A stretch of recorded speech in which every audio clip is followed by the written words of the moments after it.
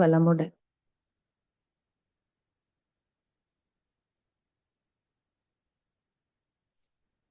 அருள் தந்தை வேதாத்ரி மகரிஷி அவர்கள் தனி மனிதன் அமைதி பெறுவதற்காக உடல் நலத்திற்கு உடற்பயிற்சி, உயிர் வளம் பெற காயகல்ப பயிற்சி, மனம் அமைதி பெற அகத்தவம் மற்றும் அகத்தாய்வு பயிற்சிகளை அளித்துள்ளார்கள்.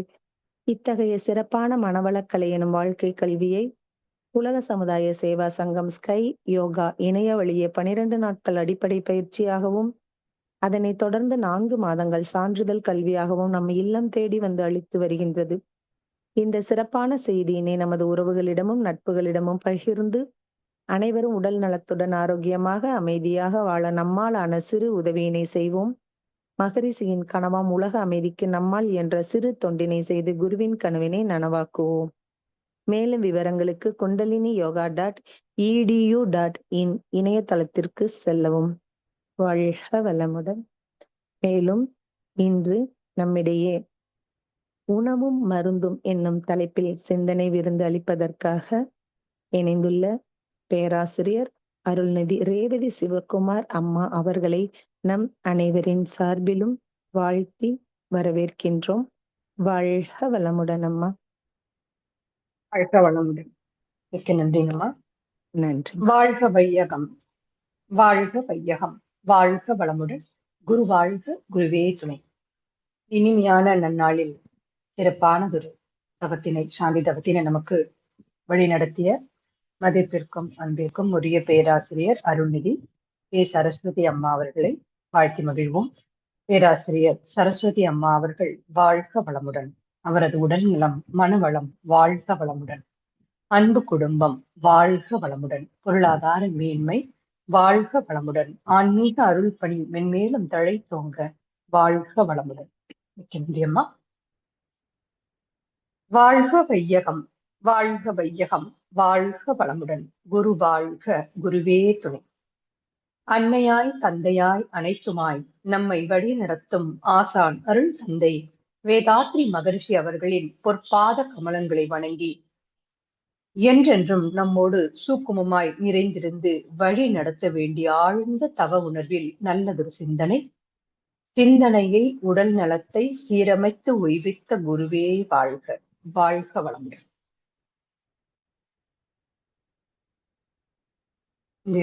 இந்த அமர்வில் இணைந்திருக்கும் அனைவருக்கும் இனிய மாலை வணக்கங்களையும் வாழ்த்துக்களையும் தெரிவித்துக் கொண்டு இப்ப நம்ம இன்றைய சிந்தனை பொருளுக்குள்ள போறோம். இது இப்போ ஃபெஸ்டிவல் சீசன். இப்போ இந்திய இதுல பொங்கல் அப்படிங்கிறது கொண்டாடப்படுது, 4 நாளா கொண்டாடப்பட்டு வருது. அது மத ரீதியாக அது மாதிரி நம்ம பார்க்காம, ஏன்னா இனம், மொழி, மதம் எல்லாம் கடந்தது வேதாத்திரியம். அது இயற்கைக்கு நன்றி கூறும், இயற்கையை நினைவூட்டி நன்றி கூறும் விதமாகத்தான் இந்த பண்டிகை அந்த பஞ்ச பௌதிக பொருட்களுக்கும் சூரியனுக்கும் எல்லாத்துக்கும் நம்ம நன்றி கூறும் விதமாக இந்த பண்டிகை கொண்டாடப்படுவதாக நிறைய நம்ம இப்போ இந்த இதுல வாட்ஸ்அப்ல அது மாதிரிலாம் நம்ம நிறைய பாக்குறோம், நிறைய விளக்கங்கள் பார்த்துக்கிறோம். இந்த தருணத்துல சுவாமிஜி நமக்கு ரொம்ப அருமையான ஒரு சுவாமிஜியோட கவியோட இந்த சிந்தனை தொடங்கலாம் நினைக்கிறேன். அது இப்ப இருக்கிற இந்த ஃபெஸ்டிவல் சீசன், இந்த இதுக்கு ரொம்ப தொடர்போடு இருக்கு. இருப்பது நாம் புசிப்பதற்கே என்பார்கள் பாமரர்கள், இருப்பதற்கே புசிக்கின்றோம் என்பார் ஆராய்ச்சியுள்ளோர், இருப்பதனால் புசிக்கின்றோம் என்பார்கள் முடிவறிந்தோர், இருப்பது ஏன் புசிப்பது ஏன்? மழையும் நிலமும் இயற்கை மக்கட்கு பொது எனினும் உழவர் பெருமக்கள் உழைப்பின் பயனே உணவு, தழைத்தோங்க நாம் வாழும் தகுதி உழவர் தயவால், உழைப்பறிவு நாம் அவர்கள் உதவி வாழ்த்தி வாழ்வோம். என்ன பண்ணலாம்? அவர்களை வாழ்த்துவோம். ஏன்னா நமக்கு சாமிஜி சொல்றாங்க இல்லையா, ஒரு பிடி உணவில் உலக ஒற்றுமை கண்டிடு அப்படிங்கிறாங்க. அப்ப அந்த உணவு வந்த விதம் எப்படி வந்திருக்கு, எங்கேருந்து வந்தது, அந்த நம்ம நினைவு கொண்டு இந்த தருணத்துல நமக்கு முதல்ல இந்த உணவை, அதுக்கு தேவையான அந்த இதை உற்பத்தி செய்த விவசாயிகள்ல இருந்து நமக்கு இன்று நாம் சாப்பிடும் அந்த வந்த வழி வரைக்கும் நமக்கு இந்த உணவு கொடுத்த அத்தனை பெருமக்களையும் மனதுக்குள்ள அவர்களை நினைத்து அவர்களை போற்றி அவர்களும் அவர்களது அன்பு குடும்பம் வாழ்க வளமுடன் சொல்லி வாழ்த்தி நம்ம தொடரலாம். எல்லாத்துலயுமே நம்ம காய்கல்பத்திலேயே நம்ம படிச்சிருக்கோம். நமக்கு ஜீவகாந்தம் வரவு செலவு அப்படின்ட்டு. ஜீவகாந்த வரவு எங்க இருந்து வருது? ஜீவகாந்தம் முதல்ல நமக்கு சொல்றது உணவுதான். உணவுக்கு பிறகு நீர், காற்று, பூமி சுழல்வதா அந்த மையத்திலிருந்து வர கதிரியக்கத்திலிருந்து வர ஆற்றல், பிரபஞ்ச கோள்கள்ல இருந்து வர ஆற்றல், பிரபஞ்ச களத்திலிருந்து வருகிற ஆற்றல். முதல்ல உணவுதான் சொல்லியிருக்காங்க. ஏன்னா மற்றதுல இருந்து நம்ம கிரகிச்சுக்கிறதுக்கு நமக்கு அந்த அளவுக்கு உடலையும் மனதையும் நம்ம தயார் செய்யணும். ஆனா முதல்ல நமக்கு உணவுல இருந்தான். அதே மாதிரி அதே சுவாமிஜி நமக்கு இன்னொன்னு சொல்லியிருக்காங்க. இதே காய்கற்பத்தை நம்ம இன்னொன்னு படிச்சிருக்கோம். என்ன படிச்சிருக்கோம்? 5 அளவு முறை. அதுல முதல்ல உணவுதான் சொல்லியிருக்காங்க. அதுவும் உணவுதான் சொல்லியிருக்காங்க. அப்போ உணவே நமக்கு ஆற்றலையும் கொடுக்கிறது, உணவே நமக்கு மருந்தாகவும் இருக்கு.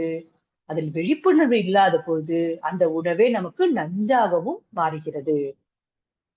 அப்போ உணவு, இன்னைக்கு சப்ஜெக்ட் அதுதான், உணவும் மருந்தும். இந்த உணவு எந்த அளவுக்கு நமக்கு நம் உடலுக்கு ஆற்றலை கொடுத்து எந்த மாதிரி உணவு பழக்க வழக்கங்கள்லாம் நம்ம எடுத்துக்கிட்டோம்னா நம்ம எப்படி சுவாமிஜி சொல்றாங்க அந்த பாடல்ல கூட, உணவே உடலாக வந்துள்ளது ஆகையினால் உணவை உண்டுதான் உயிர் வாழ வேண்டும். எனக்கு தெரியாது, நான் பிறந்துட்டேன், பிறந்த உடனே குழந்தைக்கு தெரியுமா பிரபஞ்ச களத்துல இருந்து பிறந்த குழந்தைக்கு தெரியுமா பிரபஞ்ச களத்துல இருந்து ஆற்றலை பெற்றுக்கொள்ளணும், ஆற்றில இருந்து பெற்றுக்கொள்ளணும், பூமியில இருந்து வருது, இதெல்லாம் தெரியாது. இதெல்லாம் பசிச்சாலும் உடனே அதுக்கு ஃபீடு பண்றோம். அப்ப அது உணவு தான், முதல்ல உணவு தான் நம்ம எடுத்துக்கிறோம். உணவை உண்டுதான் உயிர் வாழ வேண்டும். உணவில் அளவு முறை மாறிட நீரிட உணவாகவே உடல் மாறியும் போமன்றோ. சரி, உணவாகவே உடல் மாறியும் போமணும். இப்ப இந்த உடலை பத்தி கொஞ்சம் பார்ப்போம். நமக்கு எல்லாருக்கும் தெரியும், உடல் பஞ்சபூத கூட்டு. நிலம் எலும்பு சதையா இருக்கு, தசையா இருக்கு. நீர் ரத்தமா இருக்கு. நெருப்பு உடல் சூடாக இருக்கு. காற்று பிராணவாயுவா இருக்கு. விண் அது நம்ம உடல்ல உயிர் சக்தியா இருக்கு. அண்டத்தில் இருக்கிறதா, அண்டத்தில் உள்ளதே பிண்டம், பிண்டத்தில் உள்ளதே அண்டம். நாம் உண்ணும் உணவு உடலில் உள்ள இந்த 5 பூதங்களை சமநிலைப்படுத்துகிறது, சமநிலைப்படுத்த உதவுகிறதுங்கிறாங்க. எப்போ உதவும்? அளவோடும் முறையோடும் எடுத்துக்கும் பொழுது. அளவு முறை மாறிட மீறிட நமக்கு அது துன்பத்தை தான் கொடுக்கும். உதாரணத்துக்கு பாத்தீங்கன்னா, எல்லாருக்கும் சின்ன வயசுல இருந்து எந்த ஒரு கல்யாணம் போனாலும் சரி, எந்த ஒரு ஃபங்க்ஷனா இருந்தாலும் சரி, அங்க அந்த உருளைக்கிழங்கு இல்லாத ஒரு பொரியல் இல்லாத ஒரு ஒரு இலையில சாப்பாடே இருக்காது. எல்லாருக்கும் பிடிச்ச உணவும் அதுதானே. நம்ம வீடுகள்லாம் கூட பிள்ளைங்கள்லாம் இட்லி ரொம்ப விரும்ப மாட்டாங்க. இட்லி இந்த ரொம்ப பிடிக்காத ஒரு உணவு. ஐயோ இட்லி அன்னைக்கு எனக்கு தோசையா பண்ணி கொடுத்து அப்படின்னுவாங்க. ஏன்னா இட்லி ஆவியில வேக வைக்கிறது, தோசை எண்ணெய் ஊத்தி நம்ம அதை ஃப்ரை பண்ற மாதிரி தானே, எண்ணெயில செய்யறது. அது பிடிக்குது. ஆனா அதுவே ஒரு வயசு வரைக்கும் தான் நம்ம உணவில் எடுத்துக்கிறது. ஒரு வயசுக்கு மேல அந்த ஜீரணத்தன்மை குறைய ஆரம்பிக்குது. அப்ப என்ன சொல்றாங்க, நம்ம எந்த உடல்நிலை, எந்த ஒரு சூழ்நிலையிலும் உடல் எந்த நோய் வந்தாலும் உடனே என்ன சொல்றாங்க டாக்டர்ஸ், ஆவியில எடுத்துக்கோங்க அப்படிங்கிறாங்க. அப்ப அது அது என்ன ஆகும் நமக்கு, அந்த உண்ணும் உணவு உடலில் அந்த பஞ்ச பௌதிக ஆற்றல நமக்கு சமன்படுத்ததா இருக்கணும். திரும்ப இந்த உருளைக்கிழங்கு பிடிக்குதுன்னு சொல்லி கூட இருக்கும்போது என்ன ஆகும், உடலில் வாயுவின் ஆதிக்கம் அதிகமாகும், வாயு தன்மை அதிகமாகும். அப்பதான் நமக்கு என்ன ஆகுது, அங்கங்க வாயு பிடிப்பு இருக்கு, மூச்சு விட முடியல, கால் முதுகுல பிடிச்சுட்டு இருக்கு அப்படி சொல்றோம். அப்ப நம்ம என்ன சாப்பாடு எடுத்துக்கிட்டோம் அப்படின்னு நம்ம ஆராய்ச்சி பண்ணும்போது, அப்ப நம்ம உணவுல இருந்து ஏதோ அதோட விளைவு கொஞ்சம் அதிகமா எடுத்துட்டோம். சாப்பிடக்கூடாது சொல்லல, அளவு முறை அங்க அதோட வேலையை காட்டுறது. அதே சமயம் பட்டினியா இருந்தாலும் அது வந்து அந்த காற்று நிரப்பிடும். அது ரொம்ப முக்கியம். அப்ப எதெல்லாம் அப்ப அந்த உணவு எதெல்லாம் வந்து இந்த பஞ்ச பௌதிக ஆற்றல்ல சம்பந்தப்பட்டிருக்கு, நமக்கு அந்த ஆற்றல கொடுக்கிறது அப்படின்னு நம்ம பார்க்கும்பொழுது, சிறுதானியங்கள், கிழங்கு வகைகள் இதெல்லாம் வந்து நிலத்தன்மையை கொண்டு உடலுக்கு உறுதியை கொடுக்கிறது அப்படிங்கிறாங்க. இதெல்லாம் உடல் எடுத்துக்க வேண்டிய உணவு. இந்த கிழங்கு வகைகள்ல கூட சிலது ரெஸ்ட்ரிக்ஷன் இருக்கு. அது ரொம்ப டீட்டெயிலா நம்ம அதுக்குள்ள போக வேண்டாம். அப்புறம் பழங்கள், காய்கறிகள் இதெல்லாம் வந்து நீர்ச்சத்து நிறைந்த உணவுகள் அந்த நீர் பூதத்தை உடலில் வலுப்படுத்துகிறது அப்படிங்கிறாங்க. அடுத்தது காரம், இந்த மசாலா பொருட்கள் ரொம்ப சூடா சில பேர் கொதிக்க கொதிக்க சாப்பிடுவாங்க. எனக்கு சூடா சாப்பிட்டாதான் பிடிக்கும் அப்படின்னுவாங்க. இந்த சூடான உணவுகள் இதெல்லாம் வந்து உடல்ல செரிமான அக்னியை தூண்டுகிறது. உடல்ல வெப்பம் அதிகமாகும். இலைக்கறைகள், மூலிகைகள் அது மாதிரி இருக்கிறதுலாம் காற்றை போல் உடலை சுத்திகரிக்க உதவுது. காற்று தன்மை. சில உணவுகள் அதாவது விதை இருக்கிற உணவுகள் அந்த மாதிரி இருக்கும்போது அதெல்லாம் வந்து உடலின் வெற்றிட நிறைய செய்யும். அதுதான் விண் அந்த பௌதிக ஆற்றல். இந்த மாதிரி நமக்கு உடலுக்குள்ள அதாவது உணவு முறைகள் இந்த பஞ்ச பௌதீக ஆற்றலை நமக்கு கொடுக்கக்கூடிய உணவுகளாக இருக்கு. இப்போ ஒரு சுவர் எழுப்பணும் அப்படின்னா கல்லு, மண்ணு, சிமெண்ட் கலந்து செய்யறது போல அந்த கலவை போராது. அந்த சிமெண்ட் பூச்சை விட வலிமையானதா ஒண்ணு வேணும். அதுக்கு தண்ணி ஊத்துவாங்க. அதுக்கு அந்த சுவர் எழுப்பின அப்புறம் திருப்பி தண்ணி ஊத்துவாங்க. நல்லா திரும்ப திரும்ப பண்ணுவாங்க. அந்த ஒரு செங்கற்களுக்கும் இன்னொரு செங்கலுக்கும் இடையே அந்த பிணைப்பு அழுத்தம் வேணும்.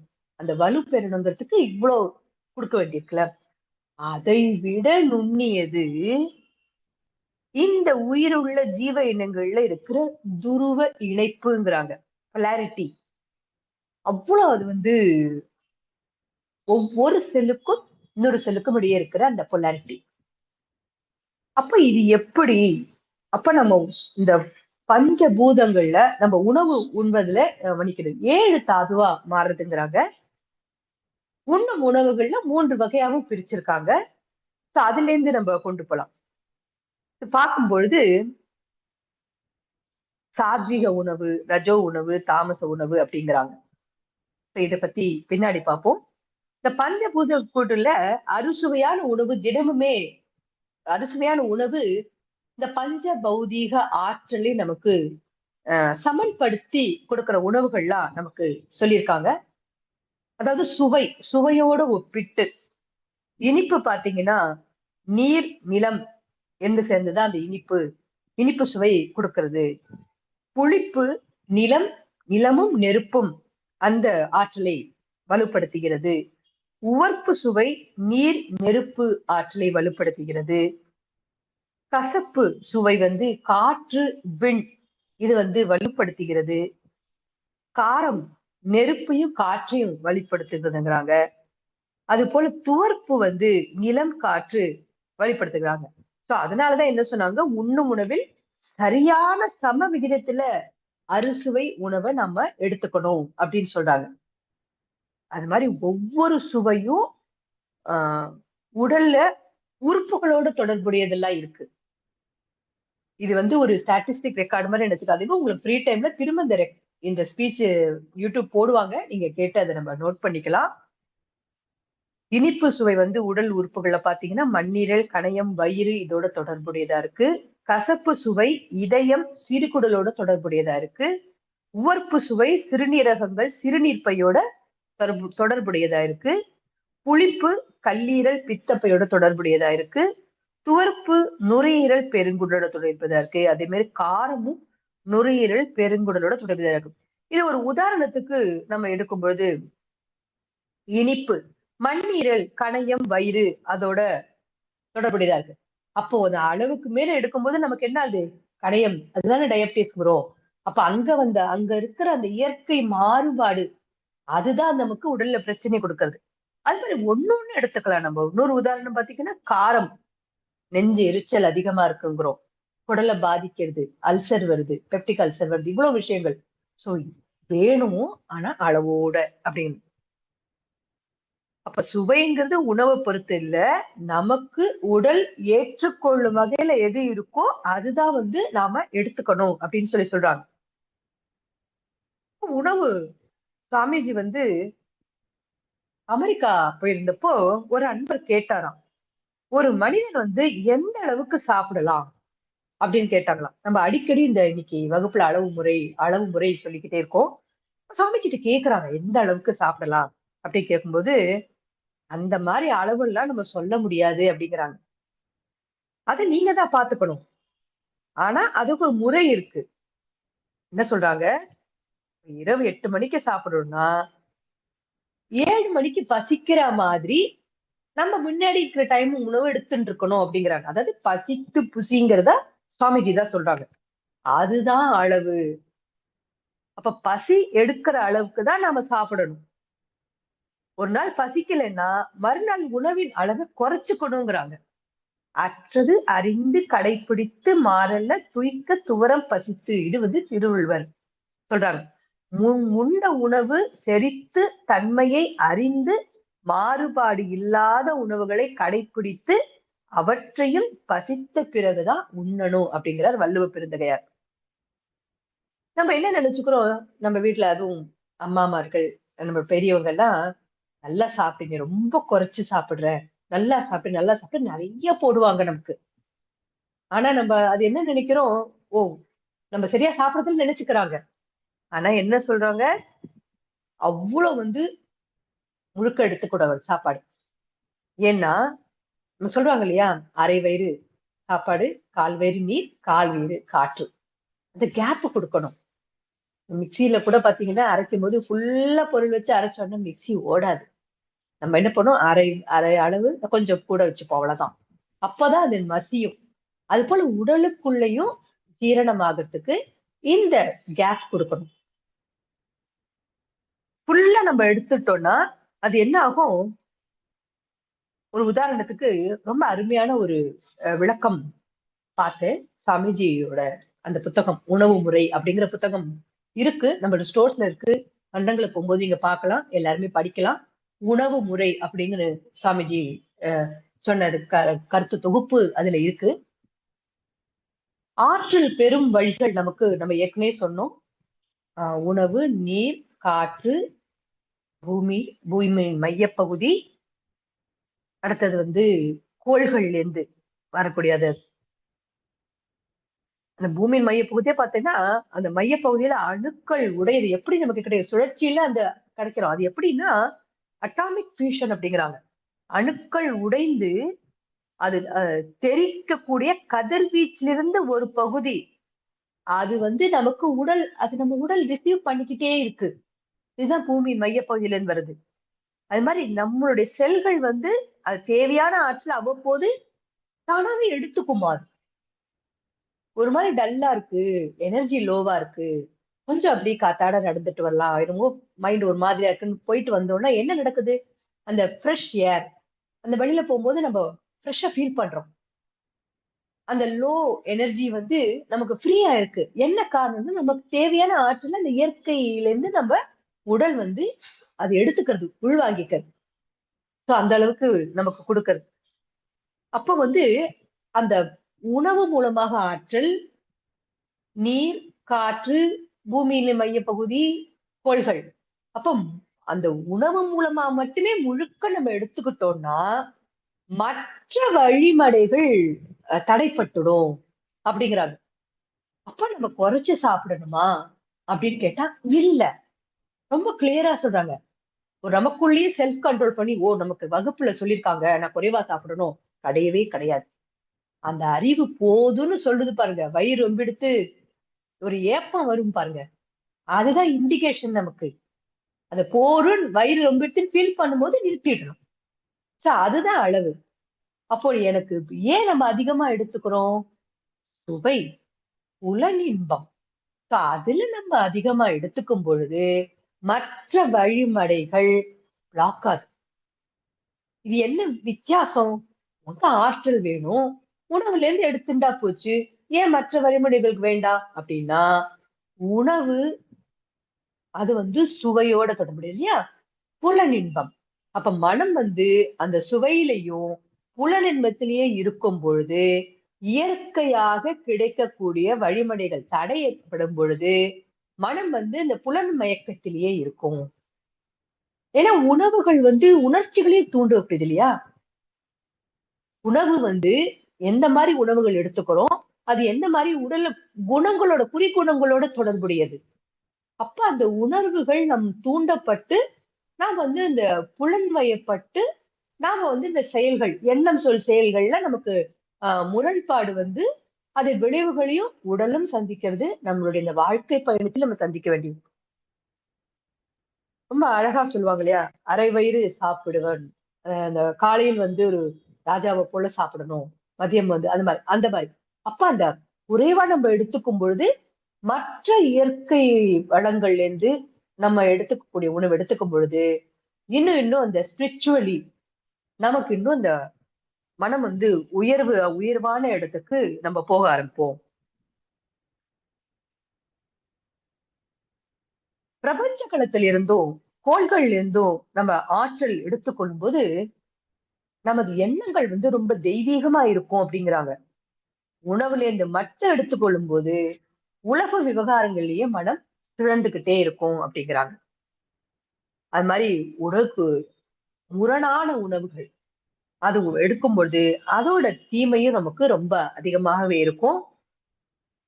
சாமிஜி சொல்ல இப்ப எல்லா இடத்துலயும் வருது இந்த ஃபார்வர்டட் மெசேஜ். இதை சாப்பிடுங்க, இந்த ஜூஸ் குடிங்க, இந்த உணவு எடுத்துக்கோங்க, இயற்கை உணவுகள். அப்படிலாம் சாமிஜி அப்பவே சொல்லிட்டாங்க. அந்த புத்தகத்துல அவ்வளவு அழகா இருக்கு.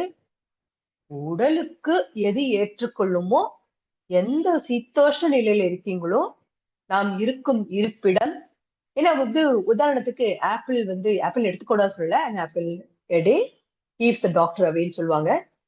அது ஆப்பிள் எங்க விளையுது? மலைப்பிரதேசங்கள்ல. இது மாதிரி ஒரு இடத்துக்கு தகுந்த மாதிரி ஏன் இருக்குன்னா, அந்த இடத்துல அந்த பஞ்சபூத ஆற்றல் அது விளையிற இடம், சீதோஷ நிலை அதுக்கு தகுந்த மாதிரி. அப்ப நாம் இருக்கும் இருப்பிடம், அதுக்கு ஒத்து போகிற உணவுகள், அது நம் உடல் சின்ன வயசுல இருந்து பழக்கப்பட்ட உணவுகள், அதுதான் நம்ம எடுத்துக்கணும் அப்படின்னு சொல்லி ரொம்ப தெளிவா ரொம்ப அழகா சொல்றாங்க நமக்கு. எப்போதும் உடலுக்கு முரணான உணவுகளை நம்ம எடுத்துக்கவே கூடாது அப்படிங்கறத சுவாமிஜி ரொம்ப அழகா நமக்கு சொல்லியிருக்காங்க. அது மாதிரி போதிய உழைப்பு இல்லாதும் நம்ம எடுத்துக்க கூடாது அப்படின்னு இருக்காங்க. ரொம்ப அழகா சொல்லுங்களே. உலகத்திலேயே ரொம்ப சுவையான உணவு அம்மா கொடுக்கும் ஆகாரம் அளவாய் கொள்ள வேண்டும், அதை சும்மா அதிகம் சாப்பிட்டால் சுகத்தை கெடுக்கும் மருந்திடுவீர் அப்படின்ட்டு பாடு பாப்பா அந்த பாடல்ல ரொம்ப அற்புதமா நமக்கு சொல்லியிருக்காங்க.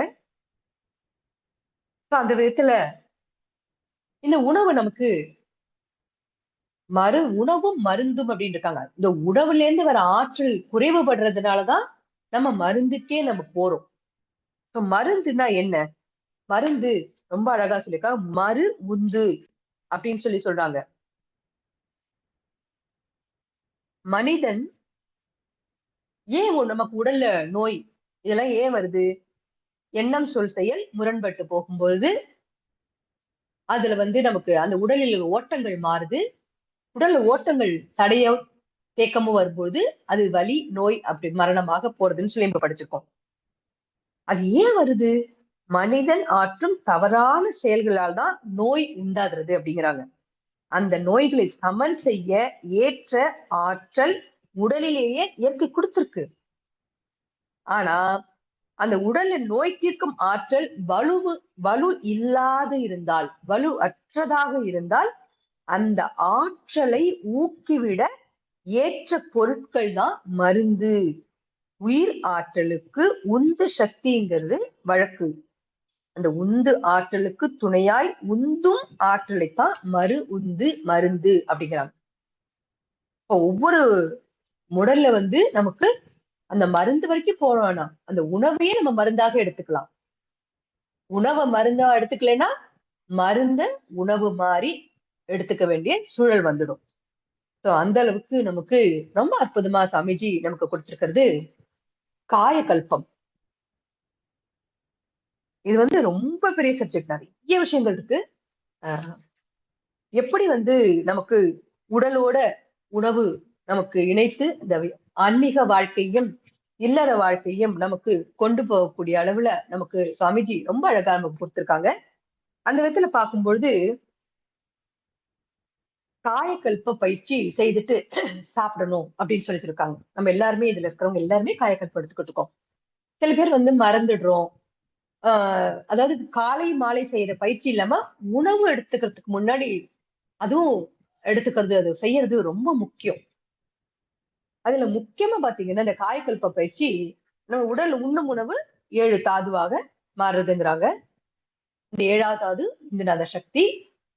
அது அந்த விந்து சக்தி அதுதான் கெட்டியோட தரத்தோடும் திறத்தோடும் இருக்கும் பொழுது அதுல உயிர் சக்தி உற்பத்தி நிறையாக்கும். உயிர் சக்தியை பிடிச்சு வச்சுட்டு இருக்கிறது இந்த வித்யுநாத சக்தி. அந்த உயிரோட்டம் சீராக இருக்கும் பொழுது இந்த காந்த ஆற்றல் உடம்புல எனர்ஜி லெவல் நல்லா இருக்கும். இந்த உணவுல இருந்து மட்டும் நம்ம எடுத்துக்கும் பொழுது அதுல அந்த 7வது தாது அதுக்கப்புறம் அந்த விந்துநாத சக்தியிலேருந்து வர அந்த உணவு மட்டும் எடுத்து இந்த ப்ராசஸ் காயக்கல்பம் பண்ணினாலும் பண்ணலனாலும் உணவு 7 தாதுவா மாறுது, உடல்ல நடந்துகிட்டே தான் இருக்கு. பியூட்டிஃபுல்லான ஒரு விஷயம் பார்த்தேன். காயக்கல்ப பயிற்சி செய்யும் பொழுது அந்த ஓஜஸ் ஓஜஸ் ஆற்றல் அது நம்ம பண்ணும் பொழுது இந்த காந்த சக்தி நேராக அந்த காந்த சக்தியை அந்த செல்கள் உறிஞ்சுக்கிறதாம். இன்னைக்கு ஒரு பியூட்டிஃபுல் மெசேஜா நான் இதை இன்னைக்கு பார்த்தேன். அன்னைக்கு காயக்கல்பம் சாப்பிடும் பொழுது நம்ம செய்யாத பொழுது நமக்கு அந்த உணவு பியூரிஃபை ஆறது இல்ல. ஏன் நம்ம காயக்கல்பம் பண்ணிட்டு சாப்பிடணுங்கிறத விளக்கங்கள்ல மற்ற வகுப்புகளை நிறைய பார்த்திருக்கோம். ஆனா காயக்கல்பம் செய்து விட்டு நாம் சாப்பிடும் பொழுது அந்த அதுல அந்த காந்த ஆற்றல் அந்த ஒரு உணவுலயும் காந்த ஆற்றல் லாஸ்ட் அந்த எனர்ஜி இருக்கு இல்லையா, அந்த எனர்ஜி நேரடியாக எப்படி நமக்கு ஆக்கினி தீட்சை பைபாஸ்ல நமக்கு ஆக்கினி தீட்சை சுவாமிஜி கொடுத்திருக்காங்களோ அது போல நேரடியாக அந்த இரு செல்களுக்கு இடையே அந்த பிணைப்பா இருக்கிற காந்த ஆற்றல் ஓஜஸ் சக்தி நம்ம உடல் முழுக்க ஒவ்வொரு செல்லிலையும் போய் அடிக்குதுங்கிறாங்க இல்லையா, மேல எடுத்துட்டு உடல் முழுக்க அந்த காந்த சக்தி நேரடியாக செல்களுக்கு போறது அப்படின்னு சொல்லி படிச்ச ரொம்ப அருமையானது. அதனால நம்ம காயக்கல்ப பயிற்சி மிஸ் பண்ணவே வேண்டாம். இந்த உணவு அளவோடு இருக்கும் பொழுது அந்த அளவு முறை எங்கேருந்து வரும்? காயக்கல்ப பயிற்சி செய்ய செய்ய நமக்கு வந்துடும். அந்த விழிப்புணர்வு என்பது இயற்கையாகவே நமக்கு வர ஆரம்பிச்சிடும். அளவோடு எடுத்துப்போம், உணவு அளவோடு எடுத்துப்போம். உணவு மறு உந்தாக இருக்கிற மருந்துக்கு அவசியம் இருக்காது. மருந்தை போல உணவு எடுத்துக்க ஆரம்பிப்போம். அந்த காயக்கல்ப பயிற்சி நம்ம தொடர்ந்து நம்ம செய்யும் பொழுது அந்த 7 தாது உணவுல இருந்து ரசம் பிரியுது, அதுல இருந்து ரத்தமா மாறுது, ரத்தத்துல இருந்து அடுத்தது சதையா மாறுது, கொழுப்பா மாறுது, எலும்பா மாறுது, மச்சையா மாறுது. அதுல இருந்து ஒரு பகுதி தான் வித்துக்கணும். இந்த ப்ராசஸ் நடக்கிறதுக்கு 34 days ஆகுதுங்கிறாங்க. ஒரு ஆராய்ச்சி பண்ணியிருக்காங்க நம்மளுடைய ரிசர்ச்ல. இவ்வளவு நாள் ஆகுதுங்கிறாங்க. அப்ப இது சரி சம விகிதமாக இது நம்ம போகணும் அப்படின்னா இந்த உடல் எந்த கோளாறு இல்லாம இந்த ஓட்டங்கள் நார்மல் ஆகும். அதுக்கு நமக்கு காயக்கல்ப பயிற்சி ரொம்ப முக்கியம். அது மட்டும் இல்லாம அந்த அந்த கேப் அந்த இயற்கையின் மூலமாக பெற்றுக்கொள்ளும் ஆற்றல் நமக்கு எந்த அளவுக்கு கிடைக்குமோ அந்த அளவுக்கு எண்ணங்களை தூய்மை பெறுவோம். எண்ணங்களை தூய்மை பெற பெற நமது வாழ்க்கை அதுதான் எண்ணம் தானே எல்லாமே. அப்ப நம்ம வாழ்க்கை முறையும் மாற ஆரம்பிக்கும். அப்ப நம்ம வாழ்க்கை முறைக்கு உடலுக்கு தேவையான உணவு மட்டும் இல்ல, நமது வாழ்க்கையும் அத ஒரு மகிழ்ச்சியாகவும் அமைதியாகவும் மாற்றக்கூடிய தன்மை இந்த உணவுல இருக்கு. அந்த உணவு தான் அந்த சாத்விக ரஜோ தாமச உணவு நமக்கு சாத்விக உணவு அன்பு கருணை பொறுமை சகிப்புத்தன்மை கொடுக்கிறது. ரஜோ உணவு உணர்ச்சி நிலை விலங்கினத்தன்மை பறித்துண்ணல் இது போன்ற ஒரு உணர்ச்சி நிலையை கொடுக்கக்கூடியதா இருக்கு. தாமஸ் உணவு மந்தத்தன்மையை நமக்கு உண்டு பண்ணுது. அப்ப நாம் உண்ணும் உணவு இந்த மாதிரி எடுத்துக்கணும், இந்த மாதிரி உணவு முறைகள் எடுத்துக்கணும். இதை நம்ம தவப்பயிற்சிகளும் நமது சுவாமிஜி கொடுத்த இந்த மனவளக்கலை யோக பயிற்சிகளும் நம்ம தவறாது ஒரு சங்கல்பமா எடுத்துக்கிட்டு செய்து வரும் பொழுது அந்த அறிவு சொல்றத இந்த மனம் கேட்க ஆரம்பிக்கும். மனம் போன போக்குல இருந்த நாம அறிவு சொல்படி நாம அதை நடக்கும் பொழுது நமது வாழ்வும் இனிமையாகும். இந்த உடலும் ஆரோக்கியமாக இருக்கும்.